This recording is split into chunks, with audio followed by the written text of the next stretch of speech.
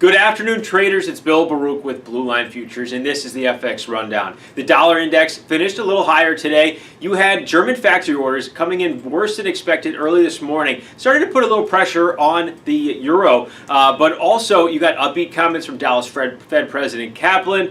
But more importantly, it was Fed Governor Quarles who said that he could live with inflation below 2% without any heroic measures, meaning that there's no reason to necessarily hike right now, or if inflation just lingers below that 2% mark later this year. So you saw the dollar firm up. Again, that miss on German factory orders. We want to look to, it looks like German industrial production's on the calendar tomorrow morning, along as well as the ECB minutes from the most recent policy meeting and Mario Draghi. So you got a lot to look forward to as the euro starts to come off of major three-star resistance. The same way that the dollar index broke out above the 97 mark on April 23rd and has really held out above there, and any pullbacks have bounced off of that region.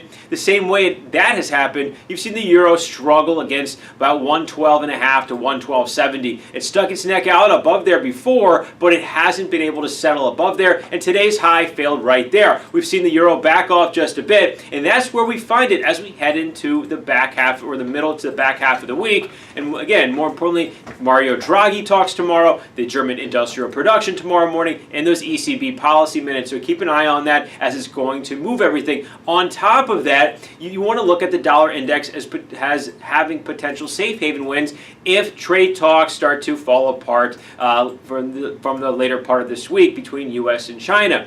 Now, you do have, coming from China tonight, trade balance information. That trade balance data could be upbeat as China wants to show their own strength and not needing to make a deal here. So stronger data could bring a wave of positive risk sentiment to the market, and that would help currencies like the euro, the Aussie, and the Canadian. Remember, China is Australia's #1 trade partner, and the Aussie dollar did not really stay below, or did not really take out yesterday's session low and tethered to that 70 mark ahead of this trade balance data. So keep an eye on that. However, the Canadian dollar did finish lower on the session, but although IVPMI did come in better than expected, and that sits right at major 3-star support as well. You have both of those contracts right against major 3-star support, with the equity market falling apart today. Now, with that risk sentiment shriveling up, you're starting to see those commodity currencies actually hold. So really, they're relying on what comes from these U.S. and China trade talks later this week. So we can keep a close eye on that. Now for the Japanese yen, it had a strong session given that poor risk sentiment today. Safe havens such as treasuries got bid.